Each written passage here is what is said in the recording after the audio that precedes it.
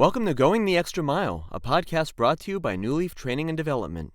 Each edition is sure to lift your spirit and encourage you in today's working world. Enjoy! Are you still working? Part 2. They say you can tell when you're getting old if you use one of these 3 sayings. Number 1, that's better when you sit down. Number 2, I remember when all this was fields, when looking at a development. Number 3, how much when in an expensive store? I believe I found another one. Unlimited time off. Are you sure? If you're not aware, the new policy of unlimited paid time off is a structure in which employees are not assigned a set number of paid days off at the start of the year. Instead, employees are provided with the freedom to take time off whenever they wish, as long as doing so will not disrupt business. Working remotely sounds so good. Our son Henry recently moved to New York, and one of the ways they attracted him was with unlimited paid time off.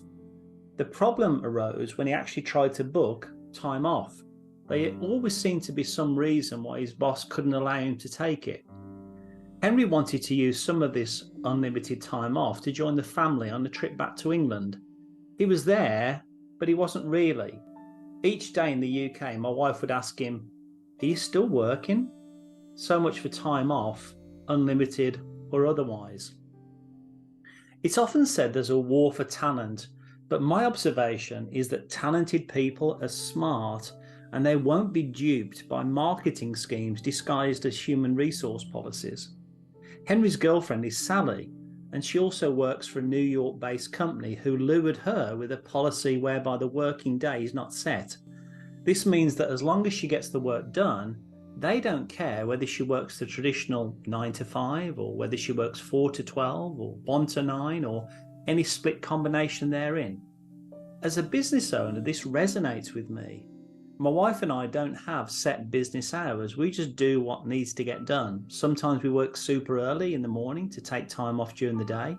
Sometimes we may work in the evenings or on a Saturday to get ahead and honour client commitments we've made. The only challenge with this non-traditional time approach is one of us is often asking the other, "Are you still working?" When Henry and Sally were visiting recently, we were watching a movie as a family, but Sally still had an electronic device or 3 on her lap. We would often ask, "Are you still working?" Technology is a wonderful tool that's enabled us to be productive in ways our grandparents would never have imagined. But I'm sure you share my concern that sometimes it causes each of us to not be present in the present. As the Beatles sang, we're sometimes here, there, and everywhere.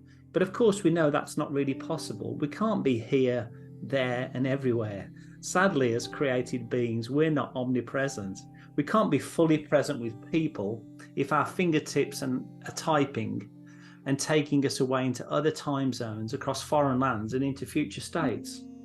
I saw this myself recently at a big box store when I was in need of assistance from a store associate who seemed to find their phone much more interesting than honouring the button on their lapel which asked poignantly, "How can I help?"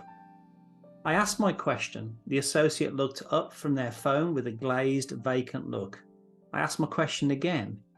The associate pointed down an aisle.